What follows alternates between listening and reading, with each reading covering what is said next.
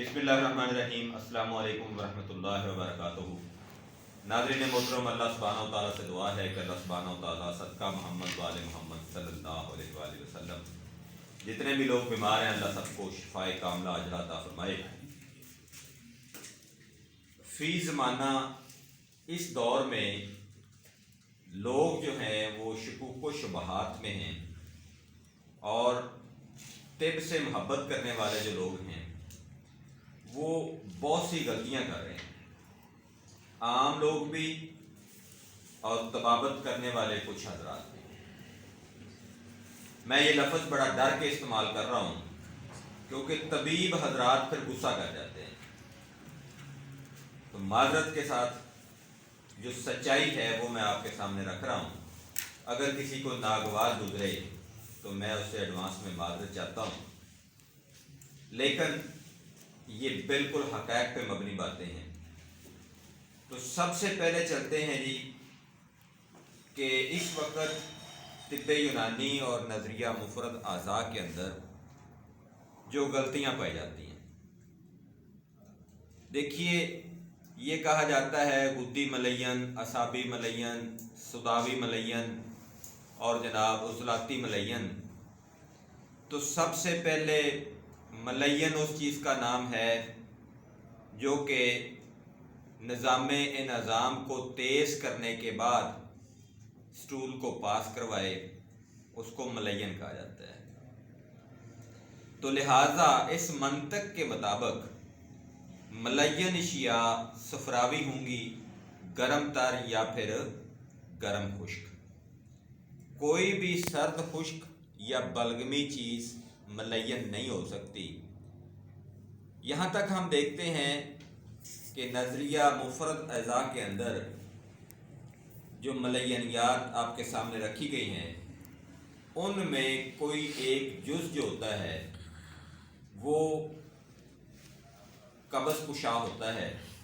جس طرح سے ملین نمبر 2 میں اگر آپ دیکھیں تو اس میں حلیلہ سیاہ جو ہے وہ قبض کشا ہے، لیکن جب آپ اس کو چھوڑیں گے تو پھر آپ کو قبض ہو جائے گی۔ یہ وہ بات ہے جو طبیب تجربہ کرنا چاہے وہ اس کا تجربہ کر لے۔ جتنی دیر آپ اس کو کھاتے رہیں گے یہ بطور ملین کام کرتی رہے گی، لیکن جیسے ہی آپ حلیلہ سیاہ کا استعمال چھوڑیں گے تو آپ کو شدید قبض ہو جائے گی۔ یہ میرا پیار بھرا چیلنج ہے تمام طبیبوں کو۔ اس طرح سے اعصابی مزاج میں بھی ہے، اور عضلاتی مزاج کے اندر جو آپ ملین بتاتے ہیں اس کا ایک جزو جو ہے وہ آپ نے گرم رکھا ہوا ہے جو کہ صفراوی ہے۔ تو لہٰذا اس بات کو نوٹ فرما لیں کہ ملین اشیاء وہ ہوتی ہیں جو کہ ہاضم ہوتی ہیں، اور وہ اشیاء گرم تر یا پھر گرم خشک ہو سکتی ہیں۔ اب آتے ہیں ہاضم اشیاء کی طرف، یعنی جو ہاضمے کو تیز کرتی ہیں۔ وہ چیزیں نمکین یا پھر صفراوی ہو سکتی ہیں جو ہاضمے کو تیز کرتی ہیں۔ اب یہاں تک آپ لوگ آگے سے ایک ایگزامپل دیتے ہیں کہ شوگر کا مریض جو ہوتا ہے وہ تو صداوی ہوتا ہے، پھر اس کو بھوک زیادہ کیوں لگتی ہے؟ اس کی وضاحت یہ ہے کہ شوگر کا مریض جو ہے اس کو صداوی مزاج میں بھوک اس لیے لگتی ہے کہ اس کا جو جسم ہے وہ کمزور ہو جاتا ہے۔ جسم کی کمزوری باوجہ یورن ہوتی ہے، اور اس کمزوری کو پورا کرنے کے لیے آپ کو آپ کی باڈی کو خوراک چاہیے ہوتی ہے، اس لیے آپ بھوک کا اظہار کرتے ہیں۔ دوسرا جو داء القلب ہے، یعنی بہت زیادہ بھوک کے لگنے والی مرض، اس میں بھی حالات یہی ہیں کہ آپ کے جسم کے اندر سے نمکیات خارج ہو جاتے ہیں جس کی وجہ سے آپ کو بھوک لگتی ہے۔ تو لہٰذا صداوی یا پھر اعصابی لوگ جو ہوتے ہیں ان کو بھوک نہیں لگتی، ان کا ہاضمہ سست ہوتا ہے۔ اصل ہاضمہ جو ہے وہ صفرا کی وجہ سے ہے، گرم تر اور گرم خشک مزاج۔ اب چلتے ہیں جی قابض اشیاء۔ یہ تمام سرد خشک اور خشک گرم یعنی صداوی اور ریائی مزاج کی جو چیزیں ہوتی ہیں اصل میں یہ قبض کرتی ہیں۔ گرمی والی اشیاء جو ہیں وہ کبھی بھی قبض نہیں کر سکتی، اور نہ ہی جو رطوبات اور حرارت والی چیزیں یعنی سابی گدی چیزیں وہ قبض نہیں کر سکتی۔ اس کے بعد ہے اگلی چیز جو میں آپ کے سامنے رکھنے جا رہا ہوں، وہ ہے ہاضمے کو سست یا سلو کرنے والی چیزیں۔ بہت سے لوگ کہتے ہیں جی بد ہضمی ہو گئی ہے، تو بد ہضمی کا میرے بھائیو علاج جو ہے وہ گرمی تری ہے۔ جب بھی آپ بلغمی چیزیں زیادہ کھاؤ گے یا پھر ٹھنڈی چیزیں زیادہ کھاؤ گے تو آپ کا ہاضمہ سست ہو جاتا ہے۔ مثال کے طور پر اگر کوئی طبیب یہ جاننا چاہے کہ کیوں، تو چھلکا اسبگول 15 دن آپ استعمال کر لیں، لگ پتہ جائے گا ہاضمہ سست ہوتا ہے یا پھر تیز ہوتا ہے۔ کیلے آپ کچھ دن استعمال کر لیں، آپ کو پتہ چل جائے گا۔ آپ صرف بلغمی چیزوں کا کچھ دن استعمال کر لیں، آپ کو پتہ چل جائے گا کہ ہاضمہ سست ہوتا ہے یا تیز ہوتا ہے۔ بہرحال میں آپ کو بتا رہا ہوں کہ ہاضمہ جو ہے وہ سست ہو جاتا ہے بلغمی اور ٹھنڈی چیزوں کے استعمال سے۔ آگے آتا ہے جی حابس اشیاء۔ حابس کہتے ہیں خون کو جما دینے والی چیزوں کو، یعنی خون کو گاڑھا کرنے والی چیزیں یا پھر خون کو بند کرنے والی جو چیزیں ہوتی ہیں ان کو حابس اشیاء کہا جاتا ہے۔ تو اگر کہیں سے بھی اوپر نیچے کہیں سے بھی بلیڈنگ ہو رہی ہے اور وہ بلیڈنگ زیادہ ہو رہی ہو یا کم ہو رہی ہو، تو اس کو اگر بند کرنا ہے آپ نے، تو آپ سب سے پہلے سرد خشک چیزیں اور بلغمی چیزیں استعمال کریں گے تو آپ کا وہ جو بلیڈنگ ہے وہ چاہے ناک سے ہو رہا ہے، گلے سے ہو رہا ہے، کہیں سے بھی ہو رہا ہے، وہ ٹھیک ہو جاتا ہے۔ اب اگلی جو چیز ہے وہ یہ ہے کہ پیشاب کے حوالے سے ایک بہت بڑی غلطی کی جاتی ہے یورن کے حوالے سے، کہ سرد خشک چیزوں کا استعمال کروا کے پیشاب کو بند کیا جاتا ہے اور مریض کا ستیہ ناش نہیں 7.5 کر دیا جاتا ہے۔ وہ کیا ہے کہ آپ نے دیکھا ہوگا کہ جتنے بھی لوگ پیشاب کو بند کرنے والی چیزیں استعمال کرتے ہیں وہ بیسیکلی قاتل ہیں آپ لوگوں کے، وہ آپ لوگوں کے دشمن ہیں۔ کیوں؟ کیونکہ جیسے ہی وہ پیشاب کو بند کرنے والی چیزیں یعنی سرد خشک چیزیں استعمال کرواتے ہیں، بہت سی چیزیں ہیں، میں کس کس کا نام لوں، اور بہت سے لوگ ہیں جنہوں نے اس کے اوپر ویڈیوز بنائی ہوئی ہیں، تو وہ آپ کے خون کو گاڑھا بھی کر رہے ہیں، یعنی ادھر سے پیشاب تو بند کر رہے ہیں، یعنی پیشاب میں فرق تو آ رہا ہے، پیشاب تو بہتر ہو رہا ہے، لیکن ساتھ میں خون گاڑھا ہو رہا ہے، کیونکہ وہی سرد خشک چیزیں جو ہیں وہ آپس بھی ہیں تو وہ خون کو گاڑھا کر رہی ہیں۔ جب خون گاڑھا ہوتا ہے تو پھر ایک لمبی لسٹ جو ہے وہ امراض کی آپ کے یا علامات کی آپ کے سامنے آتی ہے۔ آپ پیشاب کو بند کر تو لیتے ہیں تخم سراسی یا اس طرح کی جو چیزیں ہیں ان سے، اور آپ کہتے ہیں جی واہ کیا بات ہے، حکیم نے ایک ہی پوڑی دی یا ڈاکٹر نے ایک ہی نسخہ دیا، میرا پیشاب جو ہے وہ پہلے سے بہتر ہو گیا، اب نہیں آتا۔ تو یہ علاج نہیں ہے، اس سے آپ کے امراض اور بڑھ رہے ہیں۔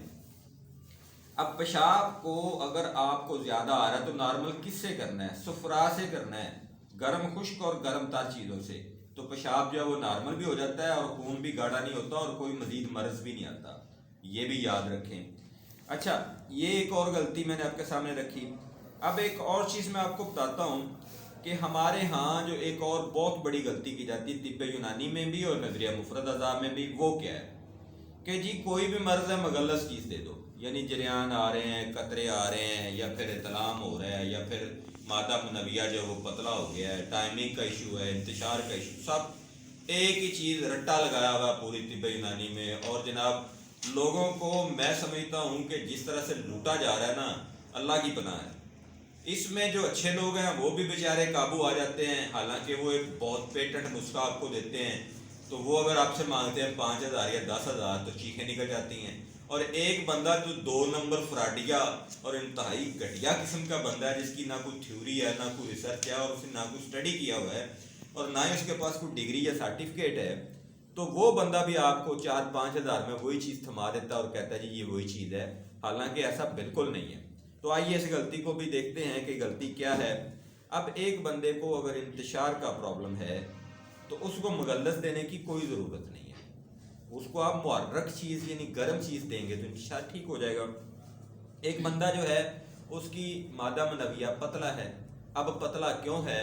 بوجہ گرمی سے، تو آپ اس کو مغلظ یعنی سابی گدی چیز دیں گے تو وہ گاڑھا بھی ہو جائے گا اور پیدا ہونا بھی شروع ہو جائے گا، یعنی وہی آپ کا مغلظ بن جائے گا اور وہی آپ کا مولد بن جائے گا، یعنی پیدا ہونے والا۔ اب ایک بندے میں پرابلم جو ہے وہ ہے جی اس کی طاقت کا یا پاور کا یا جس کو قوت با کہا جاتا ہے۔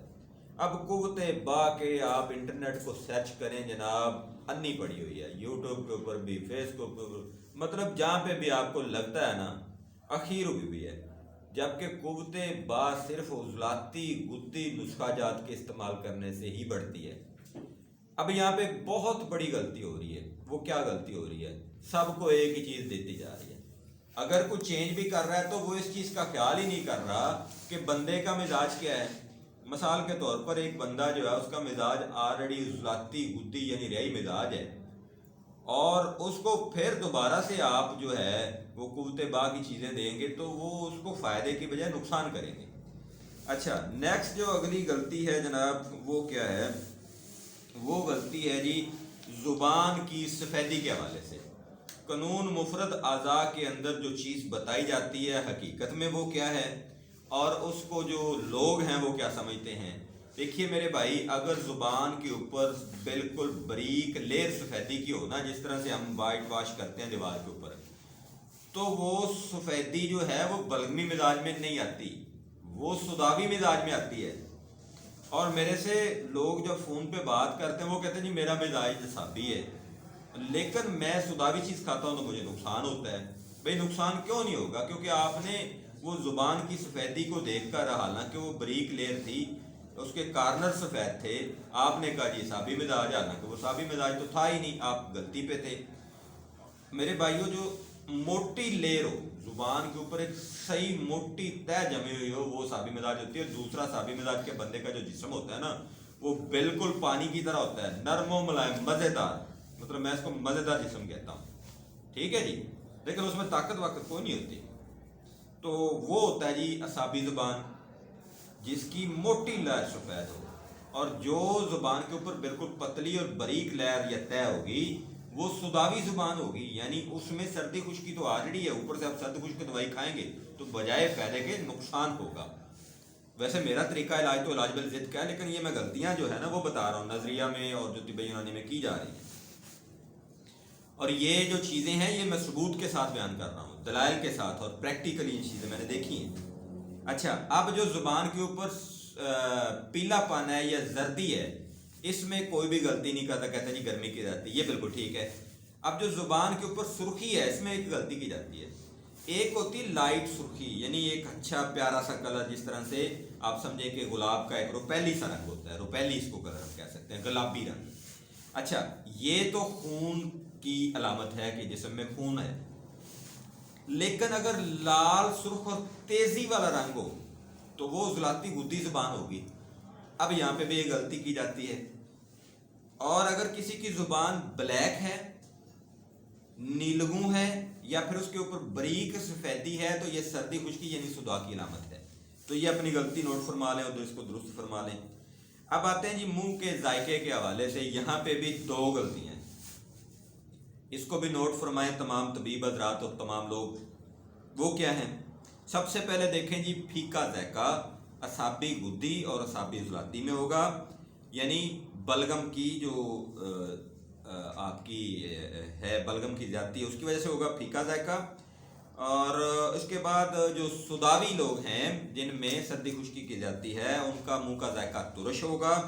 اس کے علاوہ جو عضلاتی گدی لوگ ہیں ان کا منہ کا ذائقہ کسیلا سا، یعنی ترش، کبھی کڑوا، کبھی ترش، کبھی کڑوا، ایسا ہوگا۔ اس کے بعد ہے جی صفراوی، یعنی عضلاتی گدی، اس کا ذائقہ کڑوا ہوگا۔ اور اس کے بعد ہے جی گدی اعصابی، یعنی خون والی جو آپ کا مزاج ہے، اس کا ذائقہ میٹھا ہوگا۔ تو یہ ساری علامات جو ہیں وہ بھی میں نے آپ کو بتا دی، اور یہاں پہ آپ جو غلطیاں کرتے ہیں اس کو نوٹ فرما لیجئے گا اور اس کو درست کر لیجئے گا۔ اب آتے ہیں جی پیشاب کے رنگ کے اوپر بہت بڑی غلطیاں ہوتی ہیں، وہ کیا ہیں وہ بھی ذرا سدھار لیں۔ سب سے پہلے دیکھیے جی، جو پیلا اور بدبودار پیشاب ہوتا ہے، لوگ کہتے ہیں جی صفرا بڑھا ہوا ہے، ٹھیک ہے جی صفرا بڑھا ہے، لیکن کیوں بڑھا ہے یہ کوئی نہیں بتاتا۔ آپ دیکھیں آپ کا جو یو ٹی آئی سسٹم ہے، یعنی یورین ٹریکٹ سسٹم ہے، اس کے اندر انفیکشن ہے اور اس انفیکشن سے پیپ پیدا ہوئی ہے. وہ پیپ چونکہ پیلے رنگ کی ہوتی ہے وہ پیشاب میں مکس ہو کے آ رہی ہوتی ہے, اس وجہ سے پیشاب کا رنگ زرد یا پیلا ہو جاتا ہے. اور دوسرا اسی پیپ کی بدبو کی وجہ سے وہ پیشاب سمیلی ہوتا ہے, یہ کوئی بھی نہیں بتاتا. تو یہ بات سچ ہے کہ وہ بوجہ صفرا کی زیادتی ہی ہوتا ہے, لیکن اس میں جو رنگ اور آپ کو سمیل آئی ہے وہ کوئی نہیں بتاتا. تو میں نے آپ کو وہ بھی بتا دیا, اپنی غلطی کو درست فرما لیں. دوسرا یہاں پہ لوگ کہتے ہیں جی کہ عضلاتی مزاج میں پیشاب سرخ آتا ہے. بالکل ایکوریٹ کریکٹ ہے, عضلاتی گودی مزاج میں پیشاب سرخ آتا ہے, عضلاتی سابی مزاج میں پیشاب سرخ نہیں آتا. اب جو عضلاتی گودی مزاج ہوتا ہے تب بھی کیا ہوتا ہے کہ آپ کا جو یورینری سسٹم ہے, یعنی نظام بولیہ جس کو ہم کہتے ہیں, یعنی پیشاب کا نظام جس میں گردے ہیں, پیشاب کی نالیاں ہیں, مثانہ ہے اور عضو تناسل ہے, مردانہ یا زنانہ, اس میں انفیکشن کے بعد زخم ہو چکا ہوتا ہے. اس زخم کی وجہ سے آپ کو جو پیشاب ہے وہ سرخ آتا ہے. تو میرے بھائیو یہ آپ کو کوئی نہیں بتاتا. ہوتا وہ عضلاتی گودی ہے, لیکن وہاں پہ کہیں نہ کہیں کوئی نہ کوئی جگہ پہ ریڈ سیل جو ہے وہ خارج ہو رہے ہیں, جس کی وجہ سے پیشاب جو ہے وہ سرخ آ رہا ہے یا سرخی مائل آ رہا ہے. اس کے بعد جناب سفید جو ہے وہ پیشاب اعصابی مزاج میں ہوتا ہے. یہ بالکل درست ہے کیونکہ اس میں نہ تو پس ہے نہ ہی ریڈ سیل ہے اس میں. یہ بھی اپنی غلطی آپ درست فرما لیں. اس کے بعد اگر ہم دیکھیں ایک اور چیز ہے کہ بندے کا جو جسم کا کلر ہے, اگر تو وہ کالا ہے, بینگنی ہے یا پھر سیاہی میل ہے تو مزاج ہے سوداوی. اگر زردی مائل ہے تو پھر ہے صفراوی. اگر سفیدی مائل ہے تو پھر ہے اعصابی. اور اگر بڑا پیارا سا رنگ خوبصورت سا کلر ہے تو وہ گودی اعصابی ہے. اور اگر تیز سرخی, جس طرح سے یہ مثال تو غلط ہو جائے گی, باندر کی کچھ چیزیں نظر آ رہی ہوتی ہیں, وہ بڑی سرخ تیز سرخی مائل ہوتی ہیں, تو وہ عضلاتی گودی ریش مزاج ہوتا ہے. اس کے بعد آتے ہیں جی کہ مکوی با بھی ہو گیا جی. اس کے علاوہ آپ کا یورن کا مسئلہ بھی حل ہو گیا, پھر خوراکیں, پھر میدا, مثانہ, یہ ساری چیزوں کے اوپر جو غلطیاں ہیں وہ میں نے بتائی ہیں. ابھی ایک بڑی لمبی چوڑی لسٹ ہے جو کہ ہم غلطیاں کرتے ہیں, تو جیسے جیسے وقت ملے گا وہ بھی انشاءاللہ آپ کے سامنے رکھوں گا. مجھے اپنی دعا میں یاد رکھیے گا. فی امان اللہ. السلام علیکم.